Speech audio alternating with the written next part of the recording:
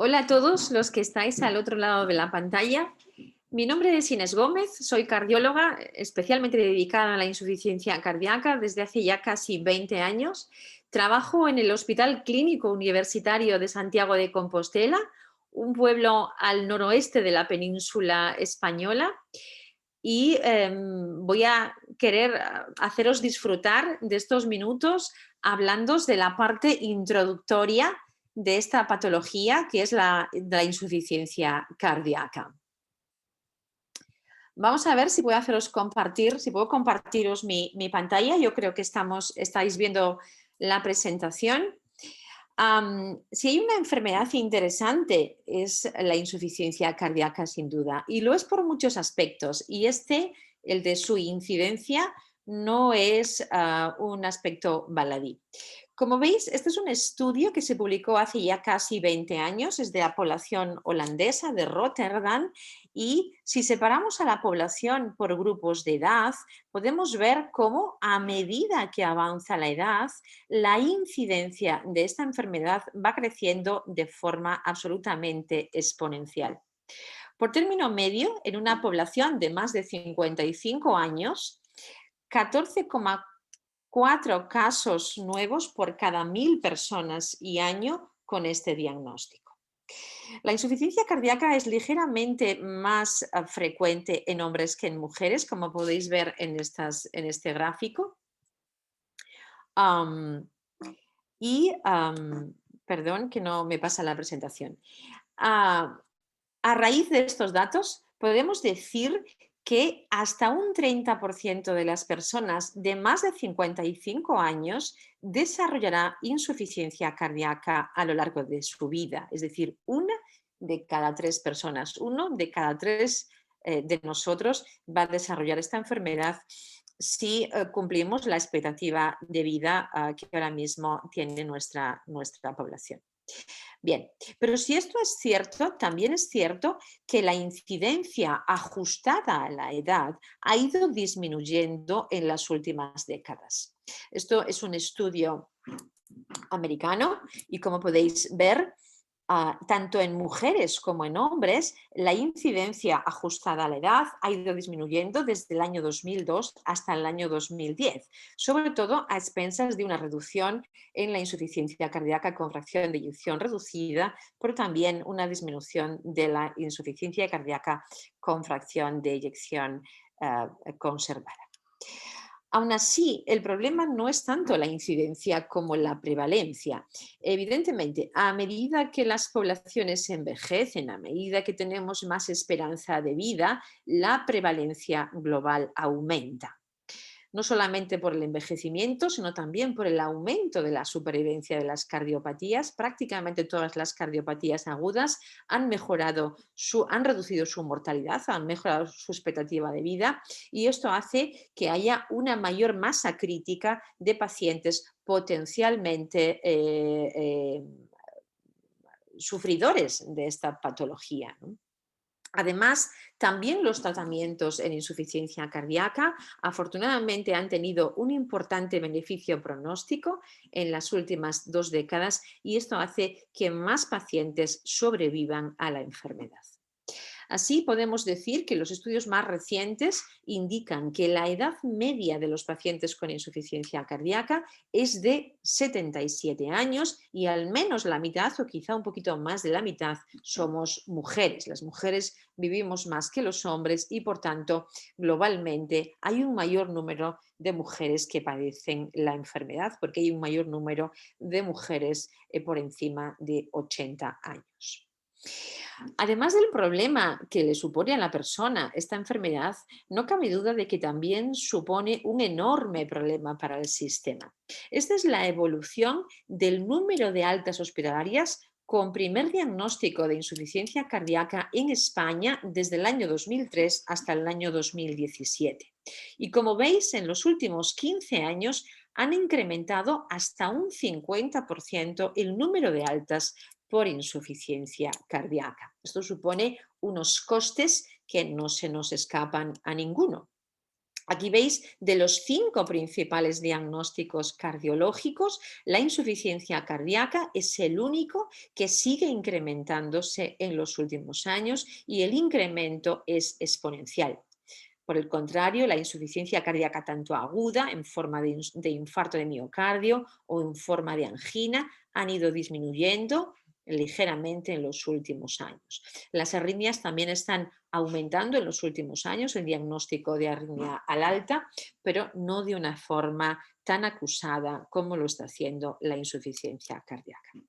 Decíamos antes que la insuficiencia cardíaca es costosa. Consume aproximadamente un 7% del presupuesto de un sistema de salud. Estos son datos de nuestro país, de España, concretamente de la región de Cataluña, publicados hace aproximadamente 5 años. Y de ese presupuesto destinado a insuficiencia cardíaca, fijaos como casi el 40% del presupuesto se consume en hospitalizaciones. Por tanto, prevenir la hospitalización por insuficiencia cardíaca supone no solamente mejorar la calidad de vida del paciente, sino también mejorar la salud del sistema y mejorar los costes. Aparte de costes poblacionales, aparte de costes sanitarios, supone enormes costes personales, ya no solamente por los ingresos que hemos estado hablando, sino también porque en varones supone la 4ª causa de muerte en España, por detrás de las enfermedades isquémicas del corazón, de la demencia y de las cerebrovasculares. Perdón, la 4ª causa en mujeres. En varones supone la 5ª causa de muerte por detrás de las enfermedades respiratorias crónicas de la vía aérea, las cerebrovasculares, el cáncer de pulmón y bronquios y las enfermedades isquémicas, que siguen siendo la primera causa de muerte en varones, al menos en nuestro país, así como en la mayor parte de los países de tercer nivel.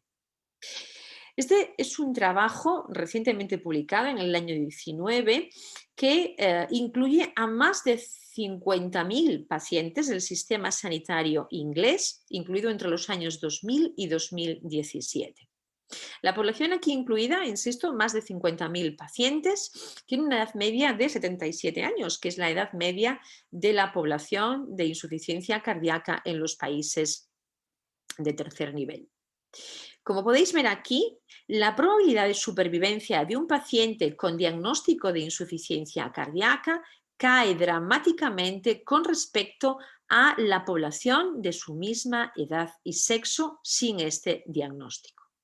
Y lo novedoso de este estudio es que nos demuestra cómo aquellos pacientes con diagnóstico de insuficiencia cardíaca que han sido hospitalizados, lo veis en color fucsia, tienen una clara reducción de la supervivencia con respecto a los pacientes con diagnóstico de insuficiencia cardíaca, pero sin antecedente de hospitalización por esa causa. De tal manera que la diferencia en supervivencia o en mortalidad entre aquellos pacientes con diagnóstico ambulatorio de insuficiencia cardíaca frente a aquellos pacientes con diagnóstico hospitalario es de aproximadamente 2 años y medio. Es decir, la insuficiencia cardíaca es mala, pero sobre todo es mala si te conduce al ingreso, con una reducción de tu expectativa de vida claramente manifiesta con respecto a personas de tu misma edad y sexo. Bien, ¿cómo se clasifica la insuficiencia cardíaca? Todos hemos escuchado hablar de insuficiencia cardíaca con fracción de eyección reducida, con fracción de eyección en rango medio intermedia y con fracción de eyección conservada. La única diferencia entre estas 3 formas de insuficiencia cardíaca es la fracción de eyección, como su propio nombre indica. Luego veremos cómo los pacientes que tienen una clínica compatible, signos y síntomas compatibles y fracciones de eyección por debajo del 40%, podemos hacer el diagnóstico simplemente con esos 2 criterios, el clínico y el criterio de imagen ecocardiográfico en la mayor parte de los casos, pero con cualquier otra técnica de imagen, resonancia magnética, ventriculografía isotópica, o TAC, también podemos hacer esta estimación de la fracción de eyección. Sin embargo, cuando la fracción de eyección está por encima del 40%, ya sea en rango intermedio o en rango de fracción de eyección conservada, necesitamos algo más para hacer el diagnóstico, algo más de los signos y síntomas. Y ese algo más es una constatación, un dato objetivo de elevación de las presiones de llenado del ventrículo izquierdo, que al fin y al cabo es lo que caracteriza el diagnóstico de la insuficiencia cardíaca, la incapacidad de mantener el gasto cardíaco con una presión de llenado normal. Bien, otros términos que se utilizan cuando hablamos de insuficiencia cardíaca y que habréis oído nombrar en muchas ocasiones son los términos de insuficiencia cardíaca crónica frente a insuficiencia cardíaca de nuevo diagnóstico o de nuevo. Hablamos de insuficiencia cardíaca crónica cuando los síntomas, cuando hay un antecedente de insuficiencia cardíaca de al menos un mes de evolución, estés en el momento actual sintomático o no. Es decir, cualquier persona que ha tenido este diagnóstico clínico tiene por defecto una insuficiencia cardíaca crónica, esté o no sintomático en el momento actual. Diferenciamos también los términos de insuficiencia cardíaca estable frente a insuficiencia cardíaca descompensada, que lo que pretende es, pues, de alguna manera clasificar a aquellos pacientes que sufren un deterioro sintomático en el último mes. Y otros términos también comúnmente utilizados son los de insuficiencia cardíaca congestiva, que ocurre en la mayor parte, en la inmensa mayoría de los pacientes descompensados, que tienen datos de aumento del volumen plasmático, aumento del volumen corporal total de agua y sodio, ya sea con predominio a nivel pulmonar, insuficiencia cardíaca congestiva izquierda, o ya sea con predominio de la congestión a nivel del territorio venoso sistémico o insuficiencia cardíaca derecha. También va a haber un grupo de pacientes mucho menos numeroso donde el predominio sean los síntomas de bajo gasto cardíaco. Bien, ¿y cuáles son los criterios diagnósticos de insuficiencia cardíaca?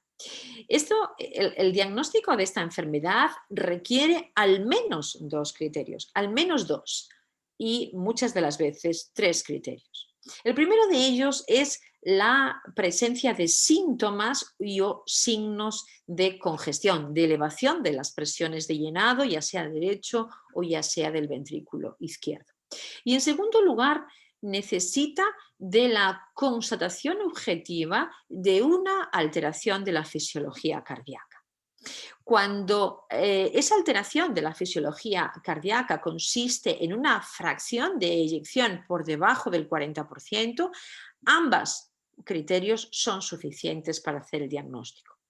Sin embargo, si la fracción de eyección del ventrículo izquierdo está por encima del 40%, en ese caso necesitamos, además de los signos y síntomas, poner en evidencia una alteración estructural o funcional del corazón con péptidos natriuréticos además elevados para poder completar el diagnóstico de la enfermedad. ¿Cuáles son los signos y síntomas propios de la insuficiencia cardíaca? Pues como veis en esta tabla que procede de las guías europeas de insuficiencia cardíaca del año 16, hay una serie de síntomas muy típicos como son la disnea, la ortopnea, la disnea paroxística nocturna, etcétera, y otros menos típicos como pueden ser la tos nocturna, la pérdida de apetito, la confusión en ancianos, la presencia de mareo, palpitaciones, mucho más inespecíficos y comunes a otras patologías.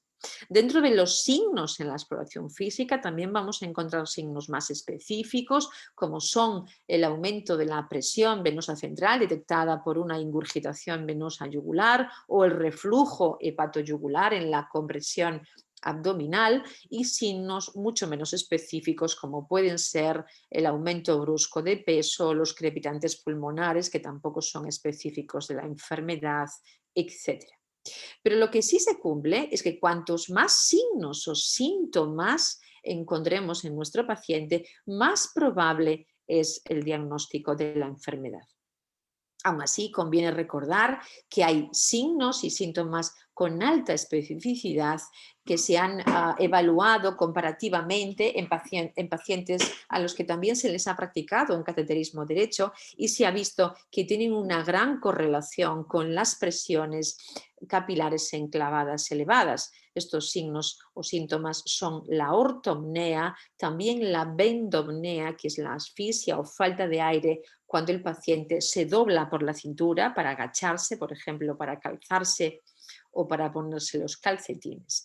Y otro signo muy específico de insuficiencia cardíaca que traduce la mayor parte de las veces presiones de llenado elevadas es la ingurgitación venosa yugular a nivel del cuello.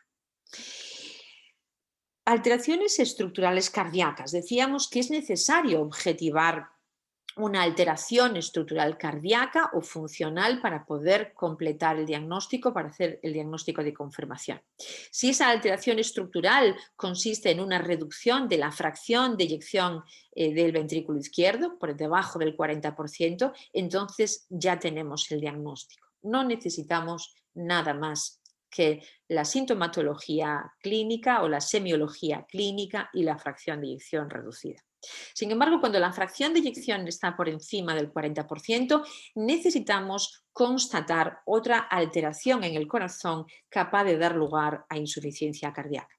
Y esas alteraciones pueden ser bien un aumento del grosor parietal del ventrículo izquierdo, un aumento de la masa del ventrículo izquierdo, medida de esta manera, cuando más de 115 gramos por metro cuadrado en varones o más de 95 gramos por metro cuadrado en mujeres de miocardio, es lo que establece el criterio de alteración estructural cardíaca, o bien un aumento del volumen de la aurícula izquierda promediado en 4 y 2 cámaras, por encima de 35 mililitros de sangre por metro cuadrado de superficie corporal. Es otro de los criterios estructurales para hacer el diagnóstico.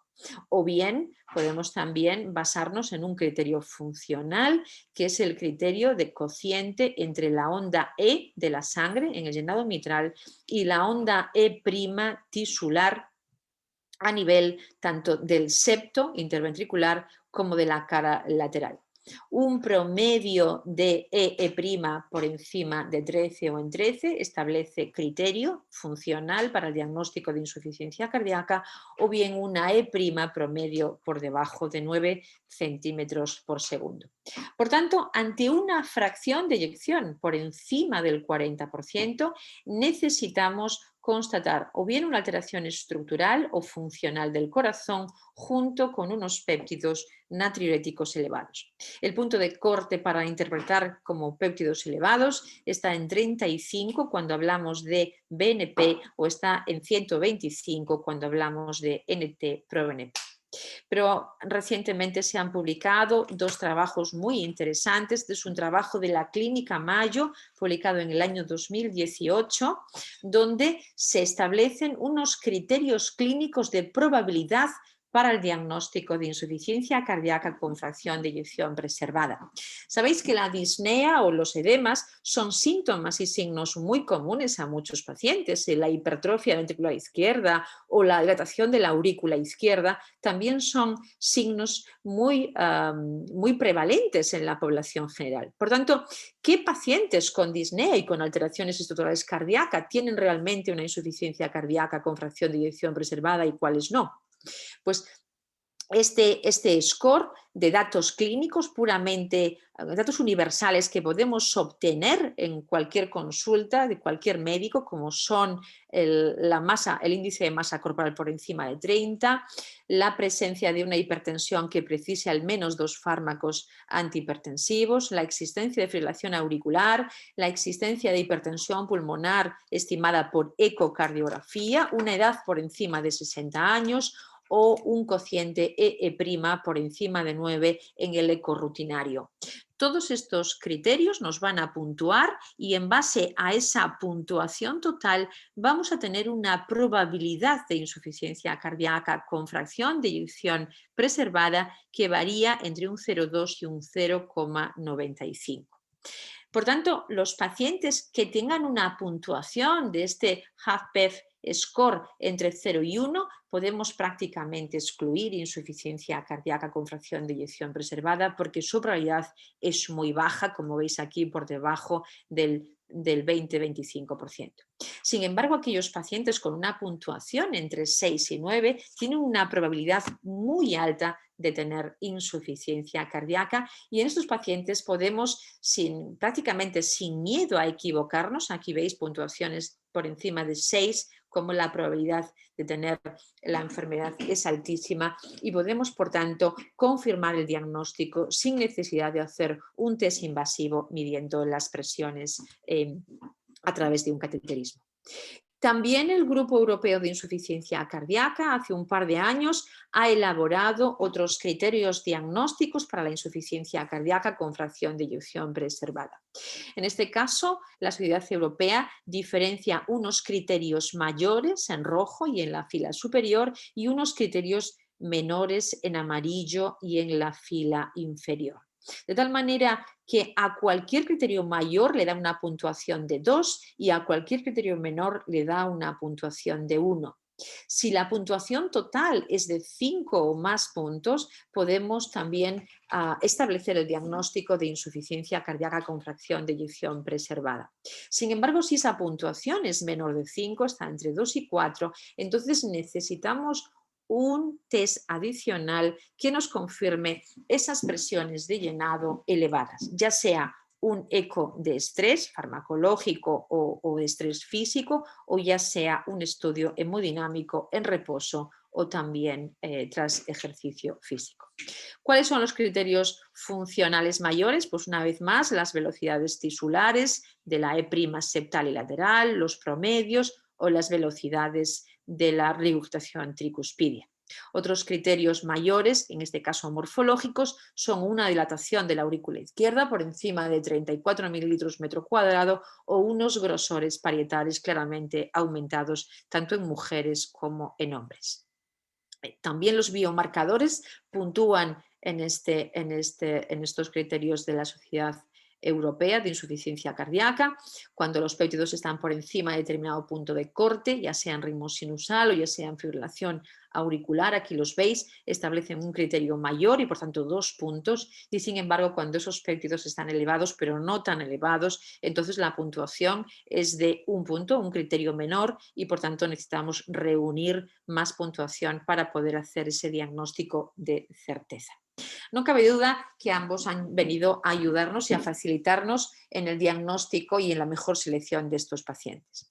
¿Qué ocurre cuando esa puntuación es menor de 5? Pues entonces debemos realizar más pruebas, en este caso un eco de estrés, para poder desenmascarar durante el ejercicio esa E' de más de 15 o para poder desenmascarar una insuficiencia tricuspidia durante el ejercicio que nos permita medir unas velocidades por encima de 3,4 y por tanto poder inferir una hipertensión pulmonar. Si estos criterios se dan, si se dan ambos criterios, sumamos 3 puntos a la puntuación previa que tuviéramos con los datos de péptidos y de eco previo, y si solo tenemos un promedio por encima de 15, entonces le damos 2 puntos. ¿Que reúnen ya la puntuación de 5? Podemos establecer el diagnóstico. ¿Que no nos puntúa todavía, no nos llega a 5 esa puntuación? Entonces tenemos que irnos ya a un cateterismo, a un test invasivo, y ahí poder medir específicamente las presiones de llenado del ventrículo izquierdo o la presión de enclavamiento pulmonar, que una vez más, si reúne este criterio, podemos establecer el diagnóstico, y si no lo reúne, entonces no podremos hacer el diagnóstico o tendremos que hacer un test de ejercicio durante el propio cateterismo. Como conclusiones a esta parte introductoria, recordar que la incidencia de insuficiencia cardíaca aumenta exponencialmente con la edad, que supone la 4ª causa de muerte en mujeres y la 5ª en varones, que constituye también la primera causa de ingreso hospitalario en mayores de 65 años y aumenta año a año, que la hospitalización consume casi la mitad de los costes asociados a la enfermedad y es el principal marcador pronóstico, y que la confirmación diagnóstica de insuficiencia cardíaca requiere o bien de una fracción de eyección deprimida o bien de la documentación de alteraciones estructurales y funcionales junto con péptidos elevados. Muchas gracias y espero que os haya servido de ayuda. Hasta siempre.